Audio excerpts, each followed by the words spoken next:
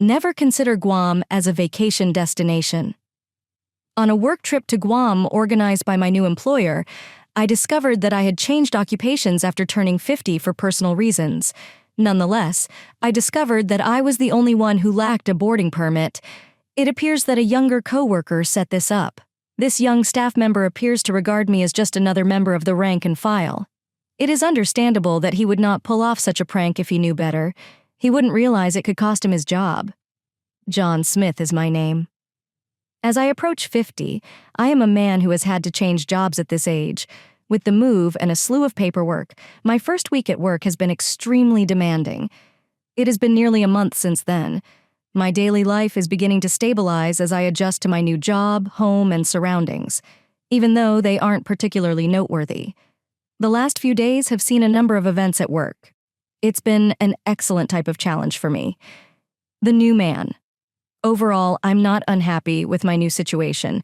My seniors who are teaching me the ropes are all younger, which could be related to my age at the time I made this career change.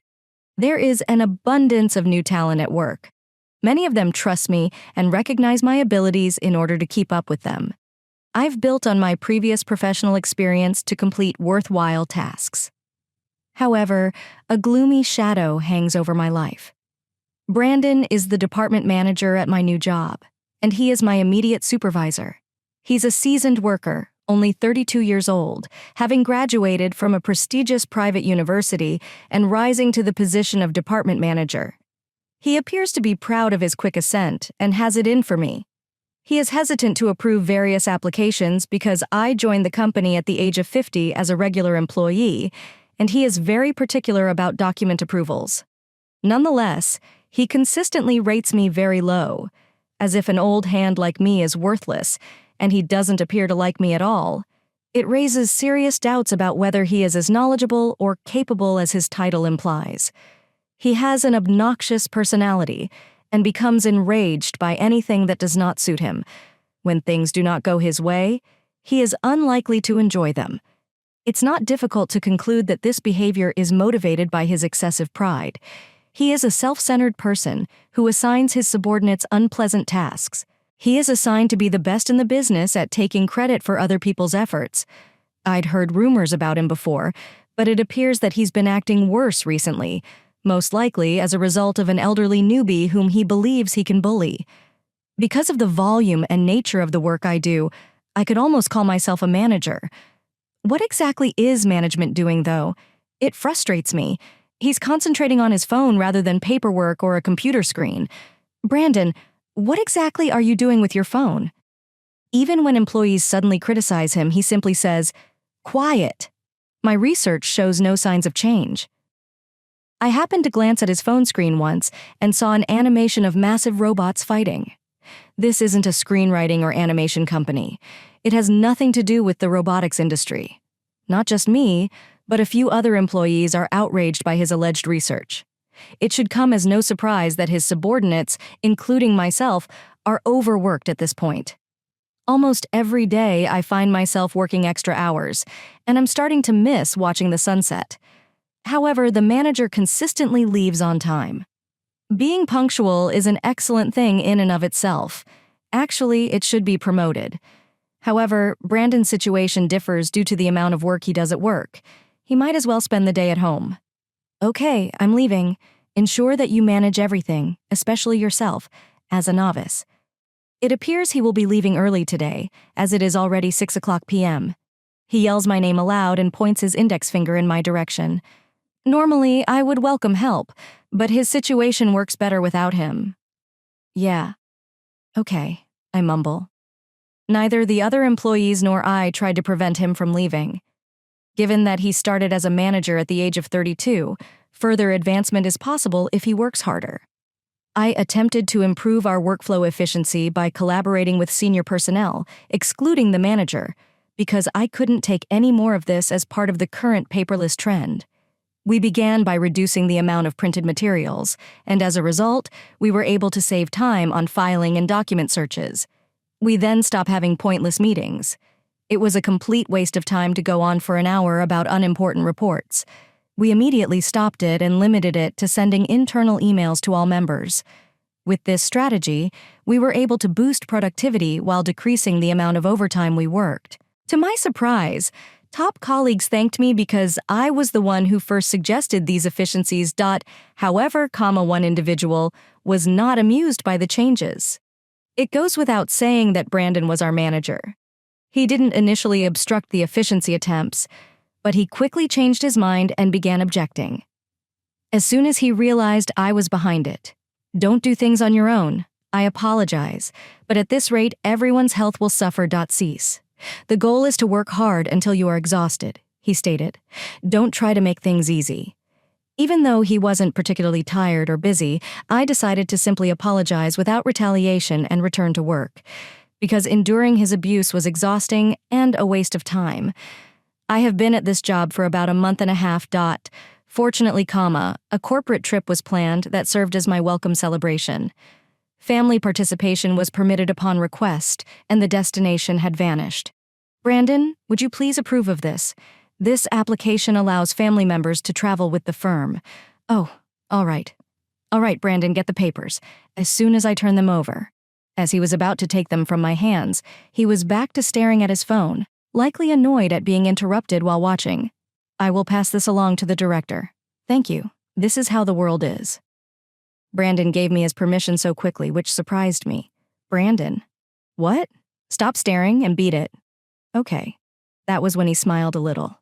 I drove my wife, Allie, to the meeting location on the day of the work trip. Our plane tickets were supposed to be handed to us at the airport gate, where we were supposed to meet. I wonder how the in-laws are doing, I said to Allie, who was carrying bags in both hands through the crowd. People are unaware that my wife, Allie, is a Guam native who was raised in Nebraska. We married and met while I was living on Guam due to certain circumstances. All right. I recently received an email offering a ride to the village's fiesta. He exuded great joy. Fiestas are common celebrations in Guam's villages. It's a wonderful celebration that visitors can take part in. Honoring the patron saint. That is excellent. They seem healthy. Sure, we said, discussing her family as we made our way to the entrance. Many attendees, including those from our department, had already gathered. Oh, good morning, John Cave. A senior colleague sent the greeting. She is a young, promising employee who joined the company the previous year. Good morning. Is it true that Brandon manages all of the tickets? Then I will go get them. Brandon was at a rest area near the gate, still engrossed in that cartoon film, on his phone. Good morning, Brandon. What exactly are you presenting? What do you mean? Are you here? Regrettably, he paused the video and continued with the same smug expression as when I submitted the travel request. I don't have tickets for you both. What? Brandon smiled even more as I scowled. What exactly do you mean by that? Ellen inquired, anticipating the moment she would reveal her face to her parents. I asked Brandon the same question. It implies precisely what I stated. Brandon, it's impossible for a slacker and novice like you to be going. That is your own description. I was about to respond, but decided not to make a scene that would jeopardize my future employment with the company. Furthermore, this was a public space. The company's name needed to be visible somewhere, and I didn't want to attract unwanted attention. It is time to board. Sorry. Regrettably, Mr. Novice returned to the office and, like you, moved slowly. Brandon made fun of Allie and me on his way to the boarding gate, leaving us stunned. I personally recommended visiting Guam. Throughout our conversation, I'd already taken time off for travel, and the office would probably be closed anyway. As Brandon mentioned, we'd have to deal with the security firm if we broke in. Yes, going it alone makes sense regardless. I've already purchased some mementos for the family, so let's go with that. I'll check the availability of tickets for today. For the first time in a long time, I wanted to see my in-laws, not to mention that I had an important business to attend to, on the second day of the scheduled business trip. Although Brandon didn't appear to be aware that I needed to leave, I waited in line for about 10 minutes before approaching the cashier. Excuse me, but do you have 2 seats available on today's flight to Guam? With a straight back and a pleasant expression. The woman spoke. Yes, let me check for you. And she started typing on the computer keyboard. She clicked the mouse a few times before returning to face me. I appreciate your patience. We can arrange it, but only in business class. This is a class of business that will cost slightly more. After all, it's a vacation. Let's indulge and have a good time. Those seats will work great. Yes, I am grateful. Understood. We were able to book last-minute tickets to Guam, for whatever reason, aboard the next aircraft. Lee and I went to Gaul. Business class was much more comfortable than I had expected, with better seats that keep you feeling refreshed even after a long day and more personal space than standard seats. It may have been preferable to cover this out of pocket. I apologize, but I need to use the restroom right away. Yes, it was 1.5 hours after they had left. I had to get up from my seat because I was too tired to sit and enjoy my coffee any longer. I found the restroom by following the signs, but it was occupied. I heard a flush. After waiting for a while, the lock finally snapped open, revealing a man. I apologize for the way. Oh, John, is that you? What up, Jack? Is it not? It was Jack. Prior to changing jobs, I had a less experienced coworker. We were both surprised by the unexpected meeting that took place here. What brought you here? I was on vacation with my family in Nebraska, and now I'm returning to Guam for work. Is this accurate? I am also on vacation. I intended to visit my wife's family. I recently moved to Nebraska as well. You are on vacation. I see. My father informed me that you were in Guam on a business trip. Did you hear about that? In fact, Jack is the son of the Guam business owner with whom I previously worked. I got along well with him and his father. My current employer and the head of that company had ties, which is why I was invited to Nebraska. I told Jack what was going on because there wasn't much to hide. Haha. You appear to be in a very difficult situation. Come on, it isn't really funny. I apologize. Who knows what will become of this so-called manager? What about Brandon, though? Haha, indeed. Hearing about Brandon made Jack laugh aloud, presumably because he understands why I was summoned to Nebraska. That is why I was directed to this location. Hey, how well they get along. Didn't quote to you schedule it for the second day of the business trip? So, what shall I do? I am supposed to be on vacation right now because of Brandon. So, what do we do now? Whoops, I came here to use the restroom. Oh, I apologize for making you wait. I'll just take care of business for now and think about this later. The plane landed at the DOS airport. Still no answer. I was standing there with Allie and Jack, waiting for our bags to come off the conveyor belt. When is it, John? Hey, did you travel this far on your own dime? Stupid man. Thank you for that. Who knew he was still in the airport? It was very unpleasant today. His typical condescending demeanor. Your hotel and meals have not been arranged, so you must take care of them yourself. After delivering his piece, Brandon returned to the other staff members and burst out laughing. Jack, who was standing nearby, was struggling not to laugh, but this was serious business. After a half hour of talking with Jack and gathering our belongings, Allie's uncle arrived to take us home. It was time to bid Jack goodbye for the time being. I will see you later. We should have dinner together. All four of us, including your wife, if that is what you want. That seems like a good idea. How about this evening? Tomorrow? Sure. I gave one last wave before getting into the car. Lee's family house was the final destination. That evening. Family members gathered for a garden party to honor her. Even though it had only been a month and a half, their daughter's cross-border absence left them feeling lonely. My mother and father-in-law were ecstatic to see Ella again. Oh, how delicious. That flavor. That is for sure. Yes, there is beer in Nebraska.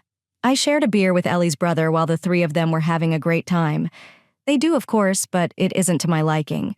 Perhaps because I have spent so much time here. Is this accurate? Please feel free to take some beer from our home. Are you serious?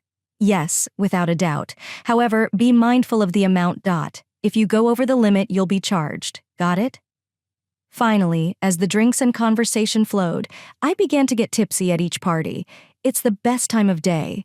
However, beautiful moments are interrupted by noise. A telephone call. I took the phone out of my right pocket, and manager Brandon appeared on the screen, even though I wasn't feeling it. I replied, "Hello, this is John. Hi, how are you doing? Now please proceed to the Allen Hotel." His voice was so aggressive that I immediately removed the phone from my ear. Why? How come? What do you mean? Please come over here. I'm sorry, but I'll have to decline. Say no. What are your plans? Did you not make it clear that we would not be joining the trip? Brandon, I'm currently on vacation, so please excuse me. Hey.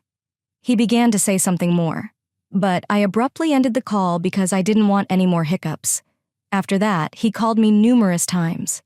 Because he was so persistent, I eventually had to set my phone to reject his calls. I was having fun forgetting everything. When my pocket buzzed again, I checked the screen, ready to dismiss it because I remembered I'd blocked Brandon.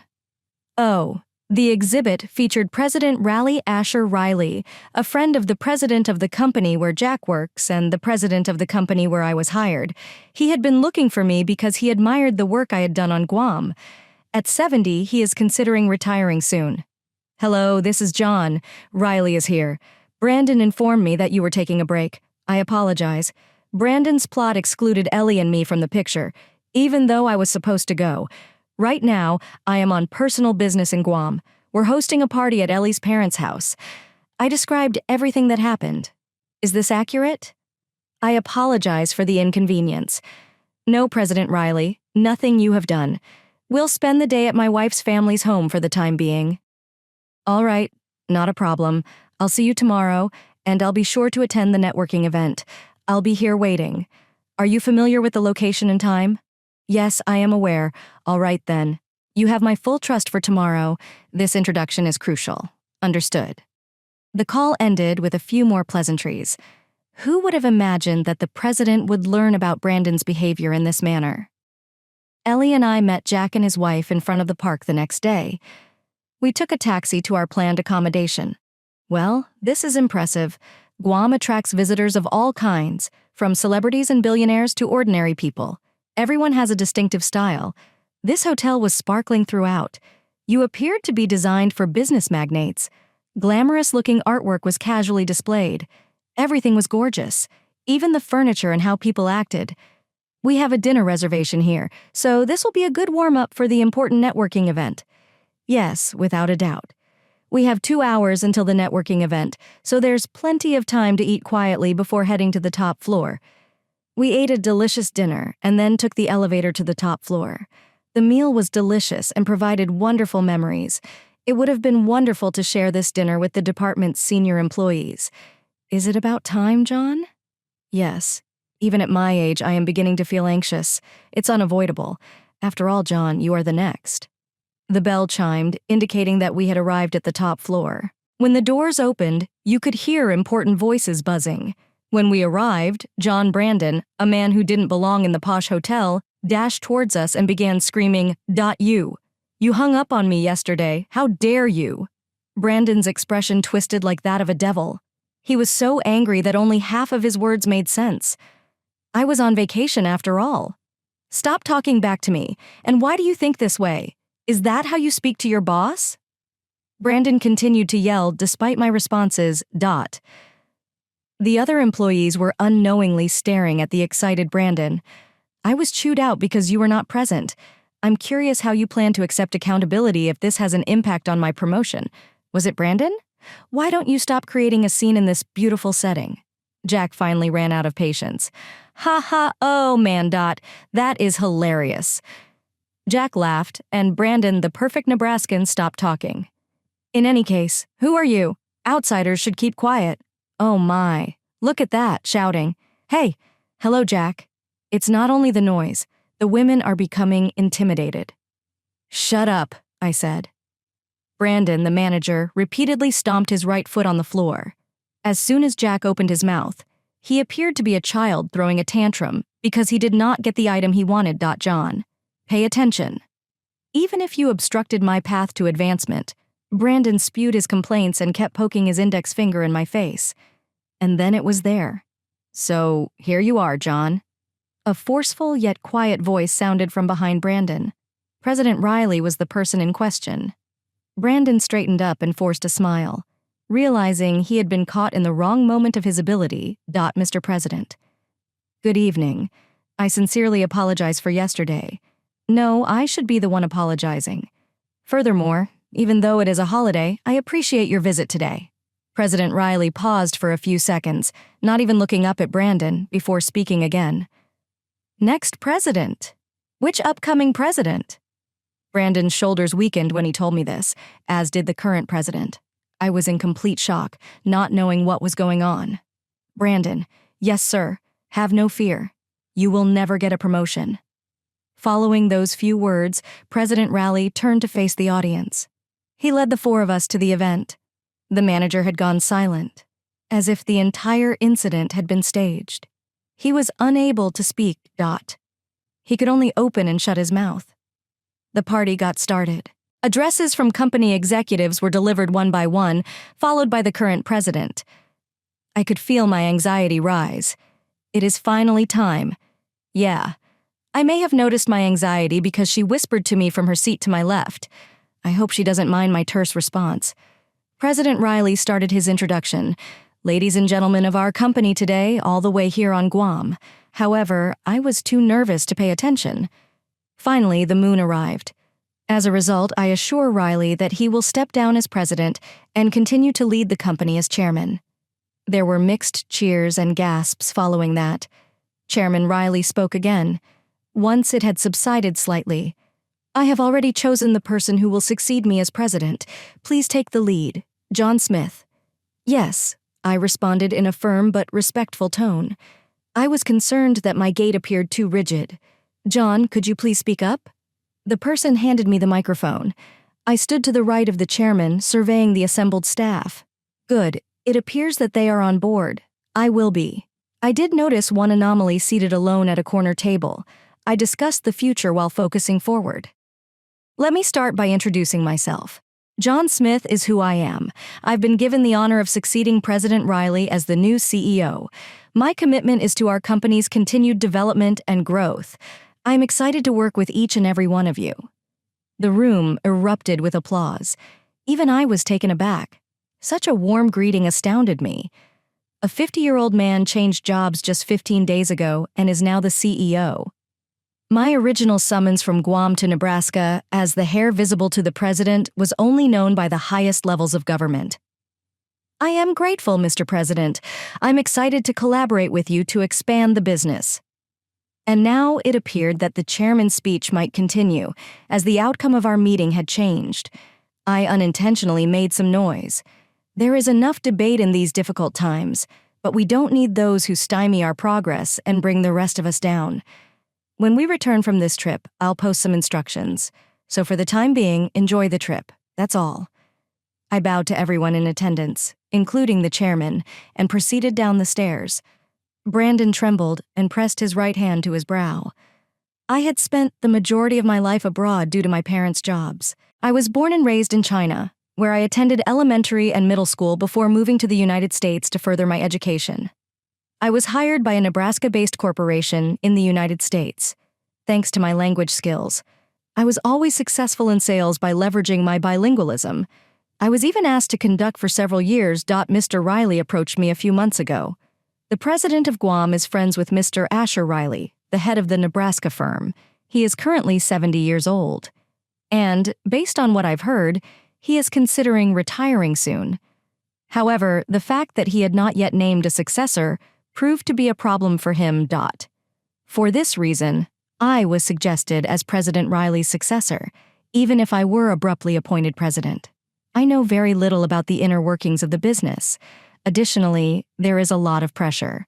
I stipulated that I would work as a regular employee for 1 to 2 months. As a result, President Riley voluntarily accepted this, and the employment change was carried out with my approval. In retrospect, I believe that decision was correct, as it allowed me to identify individuals such as Brandon. President Riley called me the night before the social event, and I updated him on Brandon. He went on, coming up with justifications that worked for him when he called and asked why I wasn't there. President Riley was furious about it. However, Brandon was also upset with me and was attempting to shift the blame elsewhere. But there is no justification for reprimanding me. It appears that at that point, he had already decided what to do with Brandon, in addition to this instance. Brandon has long been the subject of complaints from the staff. I also discussed Brandon's strange numbers with the current chairman, the new president. I can't ignore it because it's a crucial part of the company's revenue. I requested that some of the staff members who were still in Nebraska look into Brandon. As a result, One piece of misbehavior evidence after another was discovered. It appears that he had been embezzling money for several years. Brandon was eventually fired because he continued to do these things. I received the official notice as soon as I returned from my vacation to Guam. As the chairman informed me, he was the target of statements such as pulling everyone's leg and impeding progress. Following that, the lawyers were left to handle the situation. He must make amends for his actions. If he was embezzling business funds, which is a serious offense, the chairman, myself, and the other staff members would not be employed by charitable organizations. I've been president for 6 months now. The immediate objectives are to reduce overtime and increase productivity. I advocate for the corporation as a whole to follow the same procedures that I have used in the department. When I first joined, I actively promoted remote work and flexible scheduling. My first task as president was to create a comfortable workspace for all employees. The employees have responded positively to this system change, and I've received a number of proposals from them. President Smith Oakley came over. "What can I do for you?" We thought it would be helpful to use chat for internal communication during our departmental meeting. It quotes easier to check in and more relaxed to chat. Yes, it could be useful. I'll talk about it at the upcoming executive meeting. Many thanks for this. I am depending on you. I do not want to sit pie, so I want a space where I can consult at any time and from any location. I made a point of always smiling and spending as much lunchtime as possible with the staff. It appears to be working properly. The company's productivity has increased as a result of striking a balance between the free-spirited working style I learned at the Guam company and the strict working attitude I learned at the Nebraska company. The chairman appears pleased as he assesses the current state of the business. Now that he is completely at ease, he is free to explore the world. He appeared to be thoroughly enjoying his retirement. Jack, who recently became president of Guam, and I, along with the chairman, lead the monthly web-based meeting that broadcasts his experiences. We have a nice laugh, then get to work. I, too, am starting to anticipate this rhythm. A positive working environment, a workspace with clear boundaries, a workplace free of stress, an office where no one is made fun of. Difficult to sum up the qualities of a great workplace in a single phrase, but I want to listen to what the employees have to say and make every dream a reality. I believe that these efforts will benefit the organization, and because of this, I want to do even more.